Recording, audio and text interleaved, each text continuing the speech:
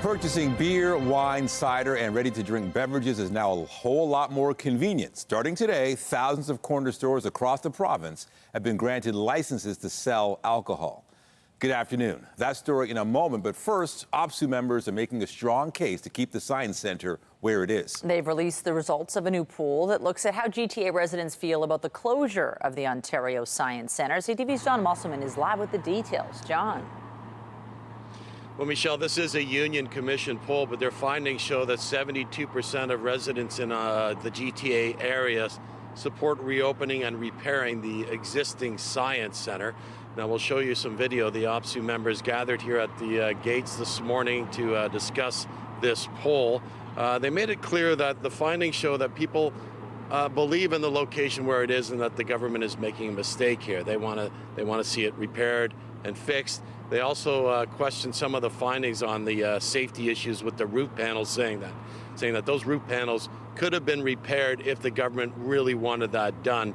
And they're saying that that's one of the reasons they're pushing to try to save this location. We talked to a number of people, including the MPP from this area and an architect in the area. Here's what they all had to say. We know that this is the wrong decision. We know that the investment in this building is worth the effort. And we also know, we've seen private support, private philanthropists come up and say, we will fund this. This is not about what is right for kids. This is not about what's right for this community. This is a question of the choices the Ford government is making around education and specifically around science education. The overwhelming majority of people across this province believe that the Ontario Science Centre should not be relocated. The repairs to the roof in the building, just like the engineers' reports say, those repairs can be phased, they can be completed with minimal disruption to the visitor experience, and they do not in any way justify either short or long-term closure of this building as a whole. 55 years ago, this facility opened in 1969 as a gift to Ontarians. It does not belong to the government, it belongs to the people of Ontario. So we think that the government should do what Ontarians want. Now, it was back on June 21st when the Science Centre was abruptly closed and all the fencing went up around the building. There's still about 50 people here working on removing some of the exhibits. The total closure will take effect at the end of October.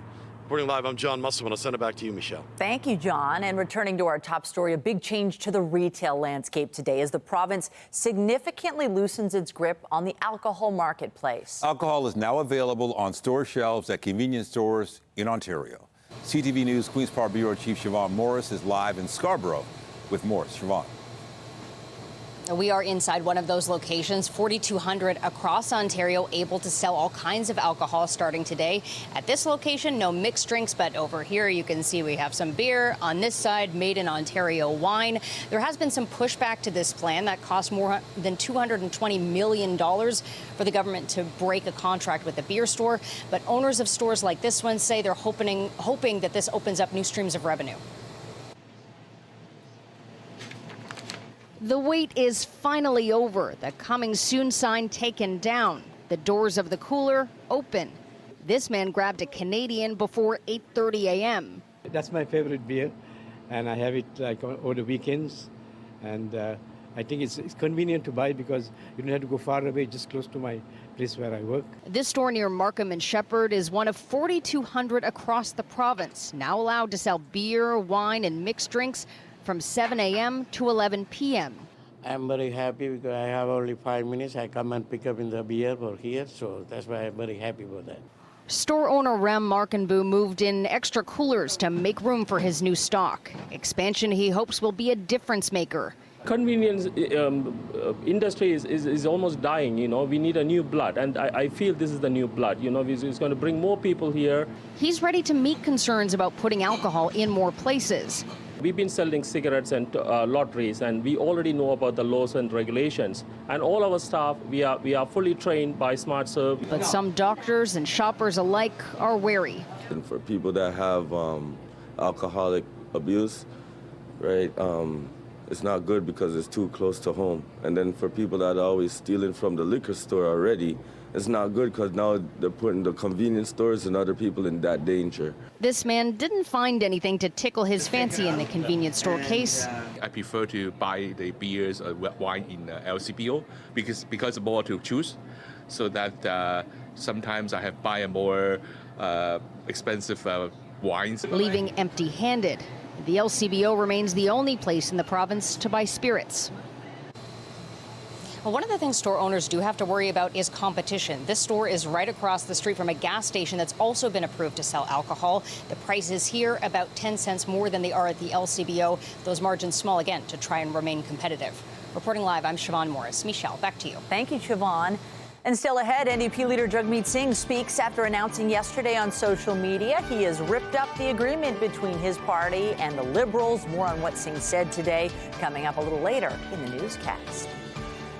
But first, the city is rolling out the red carpet to mark day one of the Toronto International Film Festival. TIFF is welcoming A-listers once again after last year's struggles due to the actors' strike. CTV's Sean Leathong is live at the Royal Alexandra Theatre for the premiere of the Tragically Hip documentary. Sean, you've covered so many TIFFs over the years, and here we go, another one now underway. And it started early, Michelle, with this red carpet. Usually they don't come until Thursday night, but the Tragically Hip documentary, No Dress Rehearsal, just had its red carpet behind us, and it was a real who's who of Canadian music royalty. Of course, the 4 surviving members of the Tragically Hip, that being Rob Baker, Johnny Fay, Paul Langlois, and Gord St. Clair, were in attendance. Also, Mike Downey, the brother of Gord Downey, who is the filmmaker, making this 4-part docu-series to really show what the band was like from its early days and right through the time when it became the cultural fabric of Canadian music. And Canada is synonymous with the Tragically Hip and vice versa. So we were talking with many people who were on the red carpet today. There were members of the Bare Naked Ladies. Jay Baruchel, the actor, was there. We spoke to Bruce McCullough from Kids in the Hall. We spoke to Max Kerman, lead singer of the Arkells. But of course, we wanted to speak with the band, and we'll start out with Rob Baker and Johnny Fay from the Tragically Hip. It's hard to believe that it's 8 years and that, after that, Gord's gone. So it, I think we're all feeling pretty reflective of it. And I think that this is a story that, from our very beginning in Kingston, needed to be told our way. This is all a little surreal for us, I think. And the whole film is a lot of looking backwards. We spent our whole career trying to look forwards and always never looking the rearview mirror. So the last couple of years have been a lot of rearview mirror. I'm ready to look forward again. I really loved Gord's ambition. It would have been very easy, as most bands fall into the cycle of, okay, what worked last time? He really pushed. It's like, and he wasn't interested in what is the big obvious thing. It was more what's the interesting thing to do. I was very close with all of them. Gord Downey directed my music at work, one of their videos, was lifelong friends with them, was always showing up at their shows, saying do more shows, and I think they're a really important cultural institution here in Canada. It's great to celebrate them. Now, it's been 8 years since the last time the Tragically Hip played a live show in Kingston. It was August of 2016, 7 years since Gord Downey died. And they said also 35 years since their first release, Up to Here, was released on this exact day. But, of course, it's the Toronto International Film Festival, and where we are right now is Festival Street. King Street is closed, and you can see behind us many people taking in the sights and sounds of this area. There were lots of screams, lots of autographs when members of the Tragically Hip came out, and that's just going to keep coming. This afternoon, there's going to be a Tragically Hip sing-along on King Street with the group Choir. So there should be good crowds for that. Of course, we'll be here. We'll have more coming up at 5 and 6 o'clock. But for now, I'll have to throw it back to you inside. All right, can't wait. Thank you, Sean. And we've got more news in a moment. But first, here's a look at the forecast. More sunshine today with a bit of a haze expected this afternoon. Showers on the way tomorrow, and then a bit of a cool down for the weekend. Jessica Smith is here with a look at the current conditions. Hey, Jess. Hey, it's been a slow but steady start to the day. Much warmer as we've kind of gotten into the last few days.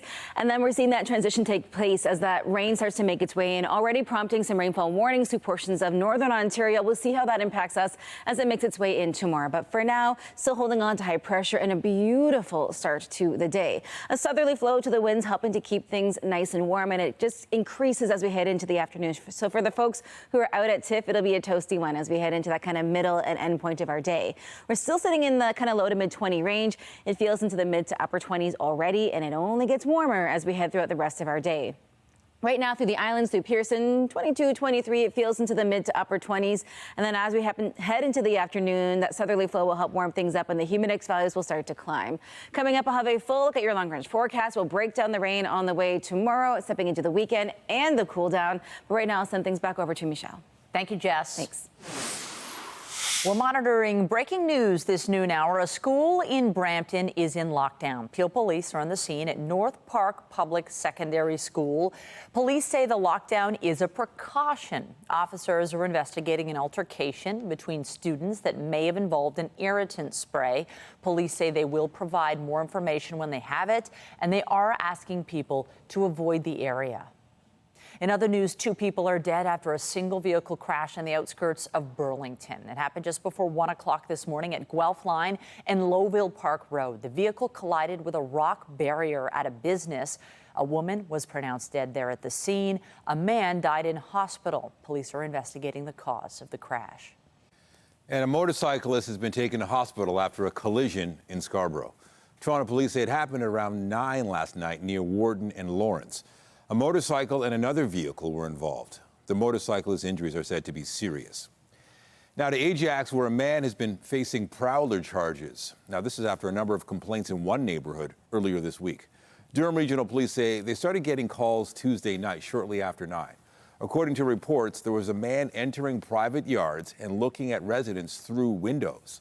A police dog and officers searched the area near Georgina Drive and Brooks Road in the Church and Highway 2 area.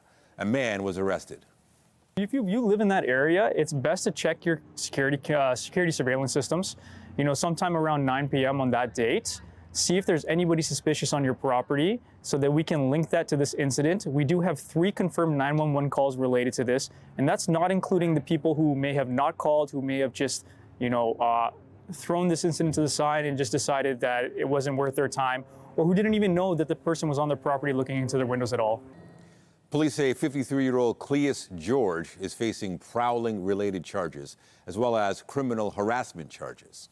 A lawsuit filed by Frank Stronic's son and granddaughter over management of the family business's wealth has been settled out of court. The Stronic Group is headed by Frank Stronic's daughter, Belinda. In a statement, she says she's very pleased the litigation has been resolved, and she looks forward to moving forward as a company and family. Terms of the deal are not being released. The lawsuit launched by Andrew and Selena Stronic in 2019 alleged Belinda Stronic and others had mismanaged the trusts holding the family's assets for their own benefit. York Regional Police have released footage showing suspects setting fire to a luxury SUV in the driveway of a home in Richmond Hill. The suspects, including one person carrying a gas can, can be seen approaching the vehicle before setting it on fire. It happened around 9 Tuesday night outside a home near Yonge and Edgar Avenue. Police say the homeowner put out the fire before emergency crews arrived at the scene. Investigators say one of the suspects, who escaped in a black Ford Expedition SUV, may have suffered burns while lighting the fire. The Toronto Region Real Estate Board is predicting an increase in home buying activity after the latest interest rate cut. GTA home sales were down on a year-over-year basis in August, with new listings up slightly. Average home prices edged down slightly last month, with activity still remaining quite slow.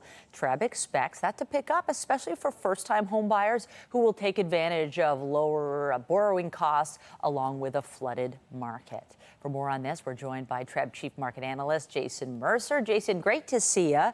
So give us a sense. What is the landscape like right now in terms of homes? Yeah, I think right now we're reaching kind of an inflection or turning point in the market. I mean, we've seen 3 consecutive cuts on the part of the Bank of Canada, and certainly in their release yesterday, they indicated that more are likely to come. And so I think you have a lot of would-be home buyers sitting on the sidelines right now saying, at some point in the next few months, I'm going to move back into the market because I'm going to be able to take advantage of 2 things. Number one, obviously lower borrowing costs, but number 2, they're going to be able to take advantage of a fairly well-supplied market, so they'll have some negotiating power there as well. And the summer can get slow. People are on vacation. They're doing other things. September, traditionally, I've heard you say over the years that it can pick up, and now you have the added rate cut. But what about the potential for more? Do you think some folks might be reluctant to get in just yet? Why not wait for a few more rate cuts? Well, certainly, if you look back at some of the polling we've released over the past year, there were some households that say, look, we have every intention on purchasing a home at some point in the future, but we need to see more in the way of interest rate relief. And we've started to see that, but some of these households are saying, look, we need more like 150, 200 basis points before things are looking affordable for us, or at least until we can make the type of home purchase we want to make. And so, looking forward through the end of this year and into 2025, we certainly do have more relief on the horizon. And so, some people may start to move into the market more quickly, but I think as we move into 2025, we're going to even see more of an acceleration. And yes, while home prices are down a tad, they're still very expensive. We're one of the most expensive markets in the country. Would you describe the market right now as a balanced market, a seller's, a buyer's market? What's your take on that?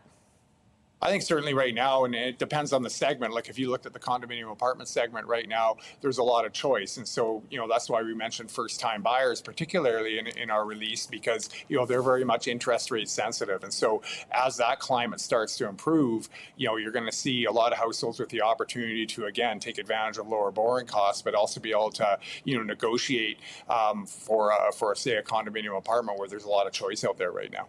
Before we let you go, we've talked a lot about this. We know that all levels of government at this stage, they all are wanting to create a landscape that allows for more homes. What else do you think needs to be done? Because it still isn't easy for folks. Yeah, it's a very important point, and it's important for all policymakers at all three levels of government to remember that right now, while the resale market is relatively well supplied, we'll absorb that inventory relatively quickly once the market starts to accelerate, once we see these people moving off the sidelines. So it's important that we do have that pipeline of new supply as we move forward, because there's an economic development imperative. I mean, population growth drives economic growth, and people will continue to move to the GTA and surrounding GGH if they're confident they're going to find an affordable place to live. Chief Market Analyst Jason Mercer, always great to talk housing with you. Appreciate it. Thanks very much. Well, Jagmeet Singh's in Toronto speaking to reporters for the first time since tearing up the deal to keep the minority Liberals in power until 2025. The NDP leader was asked if he would support any non-confidence motion against the government, sending Canadians to the polls early. In terms of any motion moving forward, we're going to look at that motion before we decide. We're not going to presuppose an outcome of that. But we have I have ripped up the agreement with Justin Trudeau. And I know that means that an election has now become more likely. We are ready to fight an election whenever that happens. And when that election comes, the choice is going to be between Pierre Poilievre and conservative cuts who want to literally destroy our healthcare system. Want to make it so that the only way you can get care is if you can afford to pay for it out of pocket. Or New Democrats who want to fix our healthcare system, build it up so it is there for you and your loved ones when you need it. That is a choice in the next election. And CTV's Scott Hurst is standing by with more. You heard that news conference. What more did Singh have to say? Nathan, at the very least, this increases instability in Parliament and instability in Ottawa through the fall, with the prospect of an election now looming quite large. And NDP leader Jagmeet Singh did say that this decision to rip up this supply and confidence agreement raises the stakes of an election. But as you heard him right there, saying he wouldn't commit to any specific timeline or day or issue that could force the NDP to vote against the Liberals and potentially trigger an election. You can bet, however, the Conservatives can't wait to get back to Ottawa, can't wait to get back to Parliament and bring up their first Opposition Day motion. The NDP will have to go on the record whether they'll vote with or against the Liberals. But we heard strong words from NDP leader Jagmeet Singh, adding to his video message that was put out yesterday, saying, in his words, ripped up this confidence and supply agreement that did add stability over the last 2+ years for the minority Trudeau government to stay in power. Jagmeet Singh saying Trudeau has now let Canadians down. they've abandoned Canadians. They can't deliver change, saying he can't stand up to CEOs and that the Liberals and Justin Trudeau are too weak and too selfish to stop Pierre Poilievre and the surging Conservatives, but also saying things will go from bad to worse with the Conservatives, and really talking about the prospect of a next election, even though there isn't a specific guarantee that it will happen anytime soon, likely sooner than the original, the date that is set of next fall, but nothing particular in the books, and he wouldn't commit to any specific answer to when they might vote against the Liberals, and it could potentially trigger an election, Nathan. You know, we're hearing all these leaders speak, and it does get our attention, especially all these shots they're taking at each other. But what does it mean for Canadians? Yeah, lots of personal shots here and a lot of politicking. We did hear from the Prime Minister yesterday speaking in Newfoundland, saying he'll let other parties play politics right now, and he's focused on delivering for Canadians. Of course, those are very specific political lines and talking points from the Liberals. But this whole deal in place, the confidence supply agreement, is about politics, is about keeping the Liberals in power. So lots of mudslinging back and forth between Prime Minister Trudeau. We heard from the Conservative leader, Pierre Poilievre, yesterday, and more strong words from NDP leader Jagmeet Singh today. So the prospect of an early election is much more likely, and this really did sound like campaign rhetoric. But the Liberals and the NDP, they are hard-pressed to think that they would want to go to an election right now because they're both polling so poorly, particularly as compared to the Conservatives. So even though there is a lot of mudslinging and a lot of campaign-style rhetoric right now, hard-pressed to think that the NDP and the Liberals would want an election anytime soon, Nathan. All right, CTV's Scott Hurst, thank you. Thanks, Nathan. And on that note, CTV News chief political correspondent Vishish Kapalos is also covering the news conference by Jagmeet Singh, and she notes it seems more likely that a federal election could happen sooner rather than later.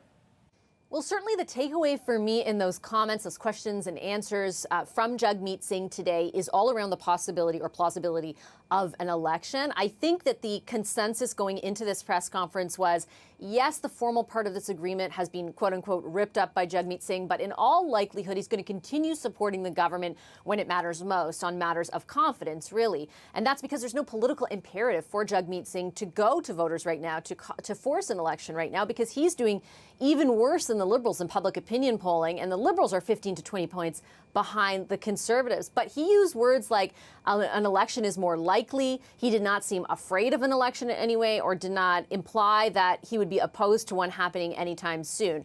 True, that could be just kind of rhetoric at this point, but it isn't rhetoric that he's employed before. He has been very firm in the past in saying he did not feel like Canadians wanted or needed an election. So this is a change, and I think it does lay the groundwork for the possibility he might not support the Liberals on matters of confidence, which means it's no guarantee they have other partners they could look to, but it does mean that the chance of an election sure is a lot more than it was just a few days ago. Back to you.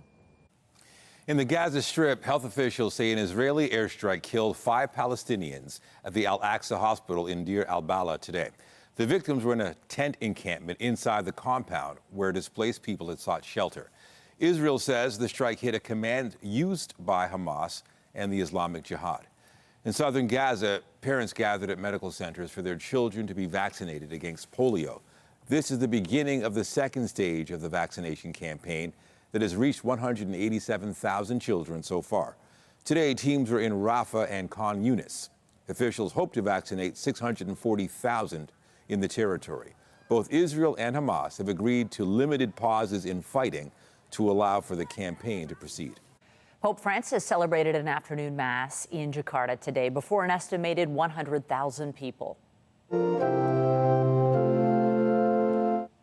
The pontiff is in Indonesia at the start of an 11-day four-nation trip to Asia and Oceania. He wants to encourage Indonesians to combat religiously inspired violence and pledge the church's commitment to greater fraternity. Catholics represent about 3% of the population there. Tomorrow, the Pope travels to Papua New Guinea for the second leg of his trip, one of the longest and farthest in papal history. An asteroid passed into the Earth's atmosphere early today, lighting up the sky. This was the scene over northern Philippines just after midnight. The space rock measured about 1 meter and was spotted near Luzon Island. It burned up harmlessly. The European Space Agency says the asteroid was the 9th that has ever been spotted before impact.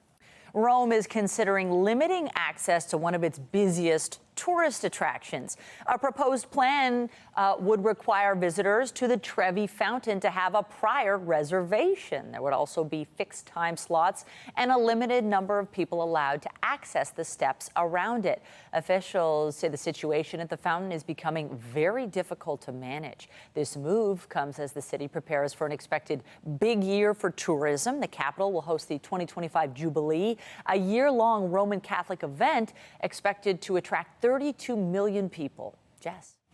Well, the talk of the town is TIFF, and the forecast is agreeable for people spending time outside looking for celebrities or heading inside to watch the films themselves. We're holding on to a decent amount of humidity as well, feeling pretty warm as we head into the afternoon, so add some water into your day along with sun protection.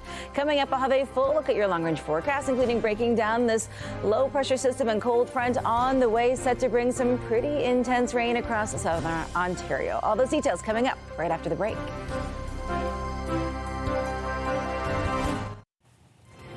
Thursday has arrived and we've got more beautiful sunshine. It's been such a stellar week. It's sad to say that it is going to change a little bit in time for Friday, but wow, TIFF starts today and all the celebs who are in town and all the folks who want to take in the movies are going to enjoy this beautiful weather. I think it looks good on us, all these people in town enjoying Toronto, getting the best weather that we can give them this time of year, and also lots to do on King Street. I know, and then I'm like, psych, it's going to rain on Friday.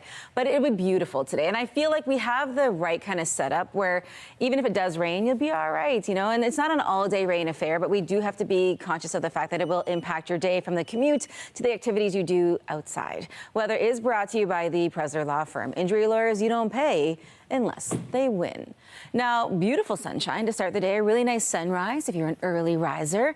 We're starting to see things shift just a little bit after today, but you know what? I'm focusing on the positive, and that's that it is so gorgeous outside.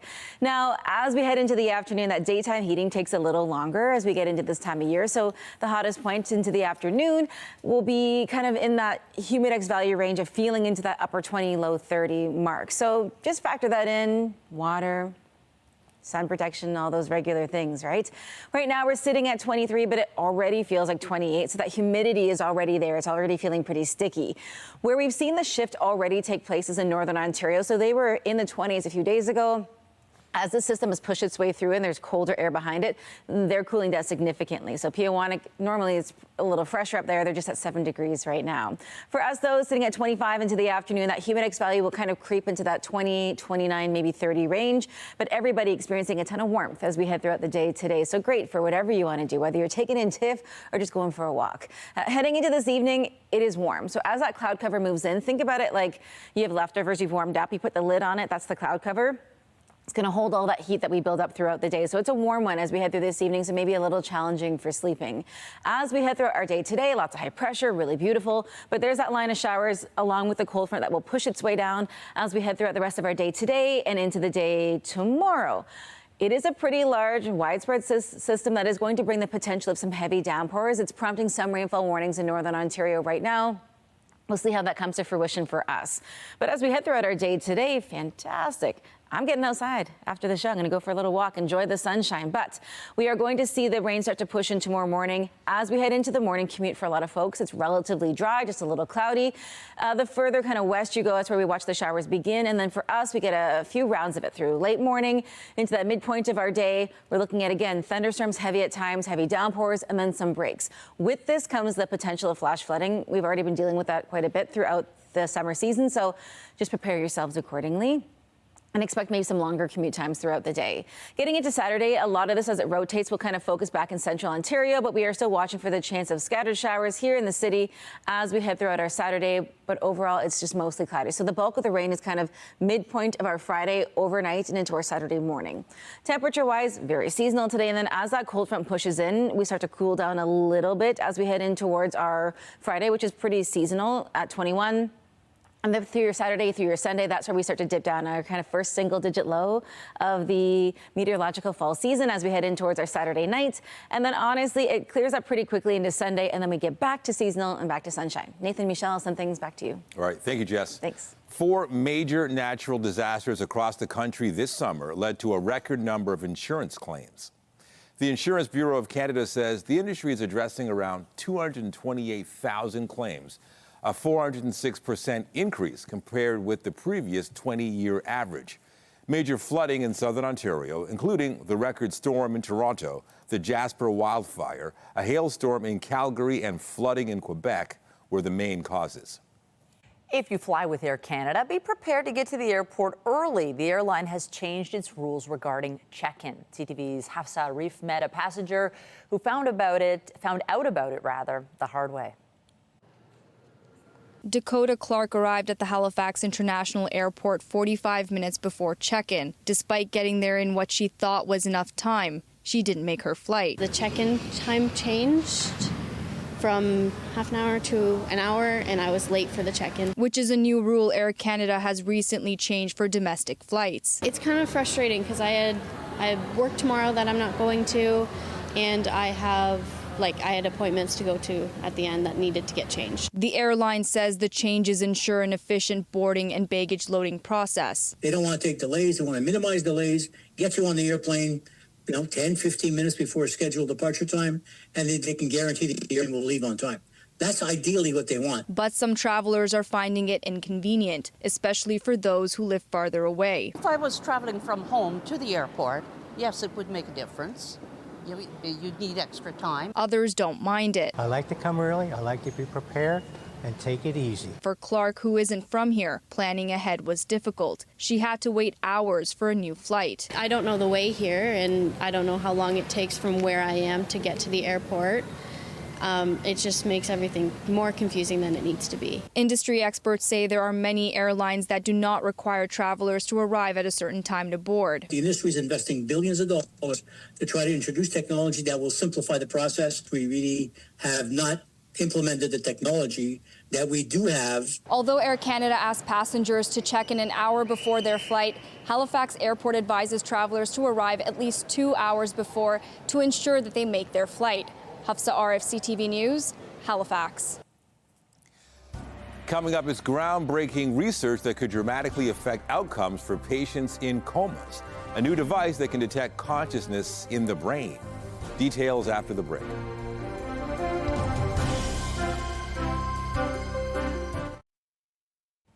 A groundbreaking new technique is being pioneered at London Health Sciences Centre. It promises to help detect consciousness in patients who are in a coma. We get the details from CTV's health reporter Pauline Chan.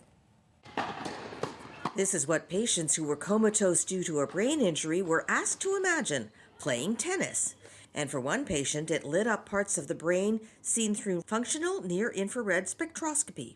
Entirely surprising. I mean, when you're in the ICU, many patients appear to be unresponsive. The team at London Health Sciences first tested the device on healthy individuals to demonstrate that it worked. Then individuals who were in a coma due to brain injuries were tested. It's almost like a swimming cap that is put on the patients. There are special, what we call optodes, and these are things that emit light, and those are placed at various positions on the cap.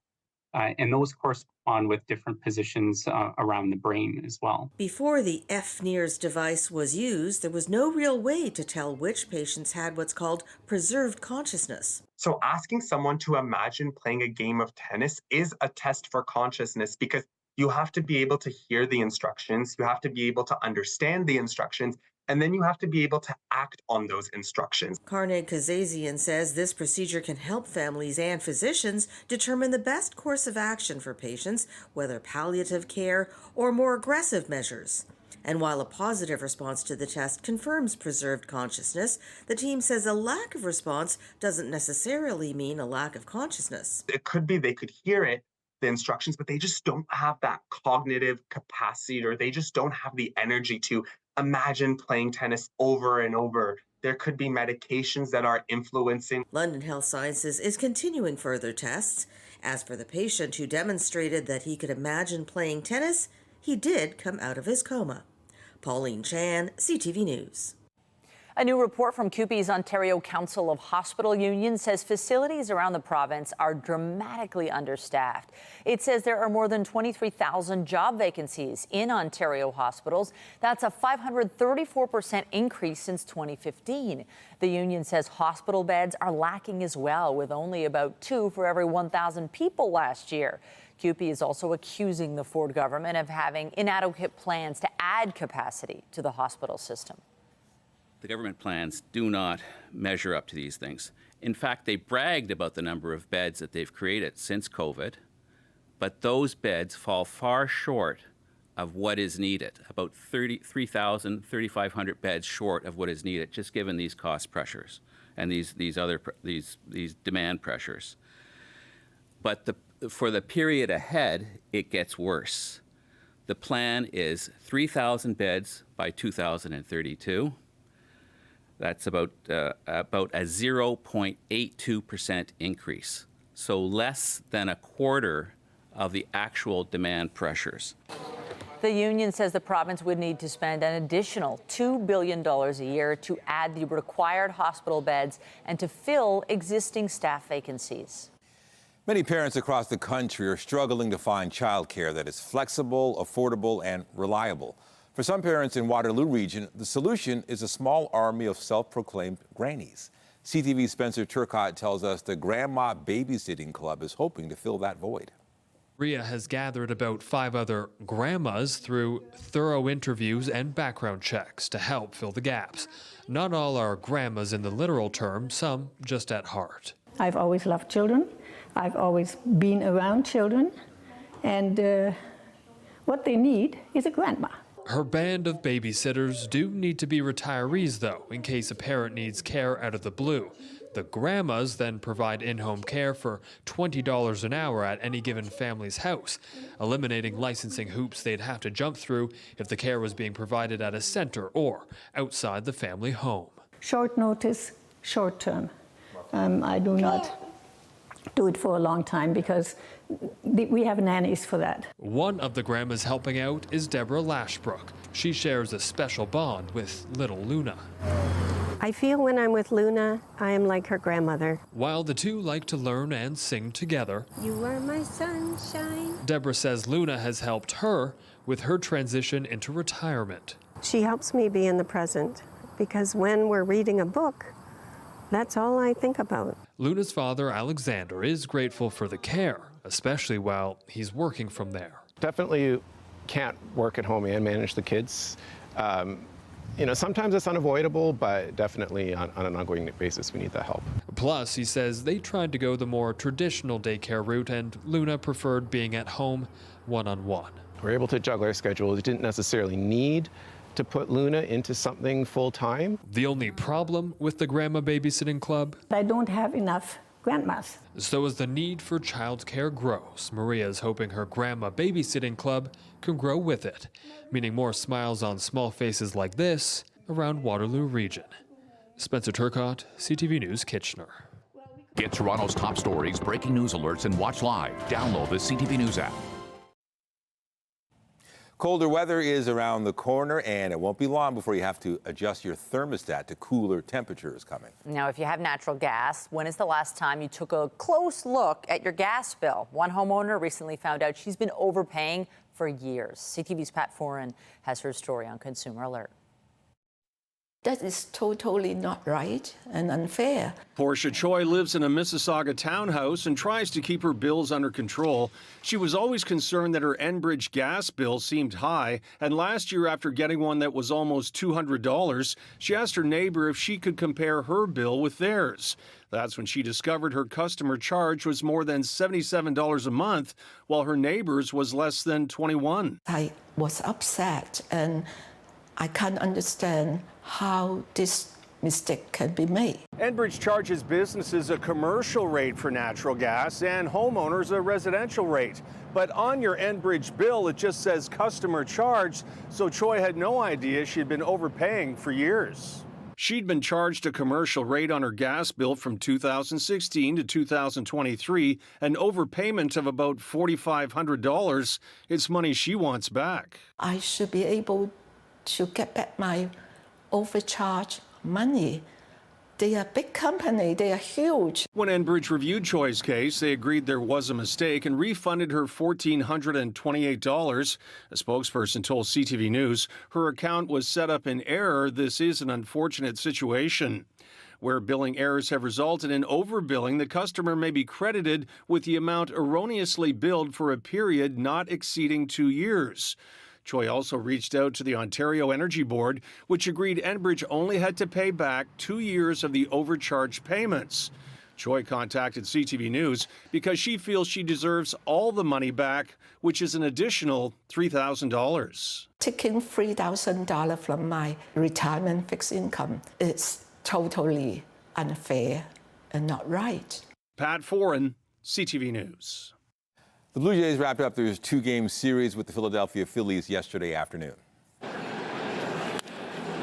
he lines it down the left field line, a fair ball. The Jays scored twice in the first inning, but that was all the scoring they could manage. They ended up losing the game 4-2. The team has today off before beginning a series with Atlanta tomorrow.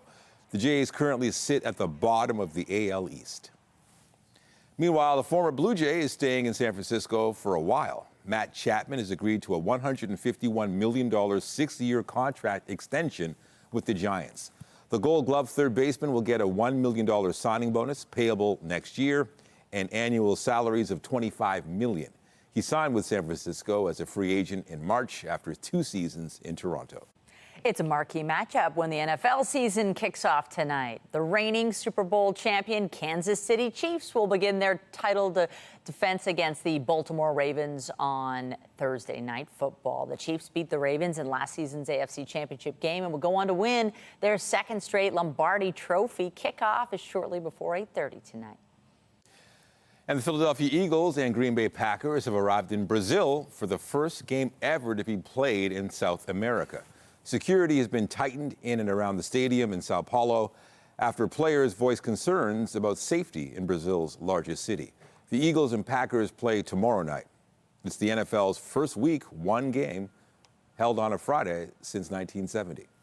Americans are ready to wager on some football. The American Gaming Association estimates $35 billion worth of bets will be placed during the upcoming season, which would shatter last year's $27 billion. Sports betting is now legal in 38 states. The UK's competition Watchdog is investigating how tickets were sold for next year's reunion concerts by Oasis.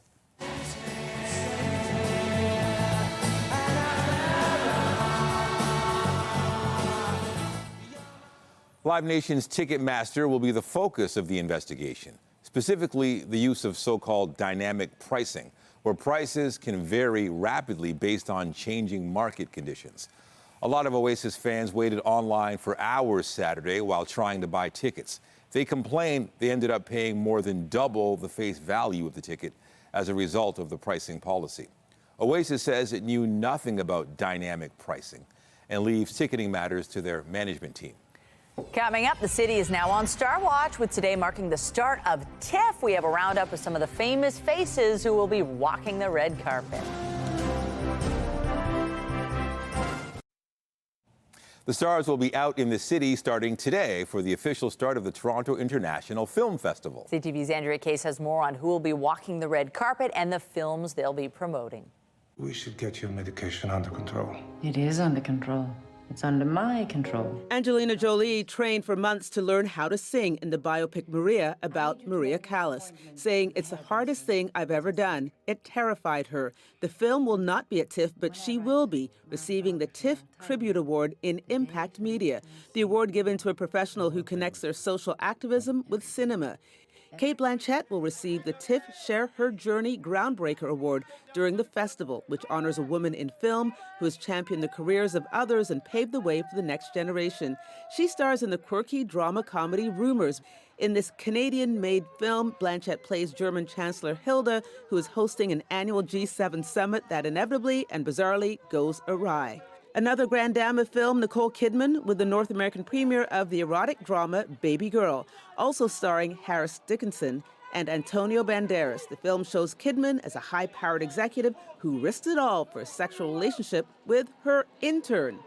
Francis Ford Coppola spent $120 million of his own money to produce Megalopolis, starring Adam Driver and a host of others. Now, it hasn't received great reviews, but maybe the TIFF audience will see it differently. In Queer, Daniel Craig, formerly known as Bond, is an American expat in Mexico who falls for a younger man, based on a book by William S. Burroughs. And Bruce Springsteen returns to TIFF with the world premiere of Road Diary, Bruce Springsteen and the E Street Band. This is a film that chronicles the life of not only the lead singer and guitarist, but the rest of the gang. Selena Gomez comes back to Toronto. She will grace us with the premiere of her new French film, Emilia Perez. Andrea Case, CTV News. All right, any celebs you're hoping to see? There's so many big ones this year. I don't know. I think Angelina Jolie being in the city is pretty cool. It's just so cool that everyone comes here. I mean, Toronto is a world-class city, and it's really nice to see everybody. So just walk out in the streets. And today's a great day to be out because the weather's fantastic. Tomorrow you might need a little bit of an umbrella because we're watching for that low to move in. But overall, it's really nice. You can see that system right there in that kind of top corner of your screen. As that cold front pushes its way across, it's likely to prompt some storm watches and warnings, even some rainfall warnings. So we'll see how that comes into play as it makes its way into the GTA. Right now we're at 23, still feeling really warm out there. Warm through Windsor as well, out through Ottawa. We're holding on to a ton of that sticky humidity. But the rain will cool us down for a couple of days. All right, thank you, Jess. And that is CTV News at noon. Remember, you can get Toronto's breaking news all day long on CP24 and at our website, ctvnewstoronto.ca. For Jessica Smith and all of us here, have a wonderful afternoon. I'm Michelle Dubé. And I'm Nathan Down. And be sure to join us later for CTV News at 5 and 6. Have a great afternoon.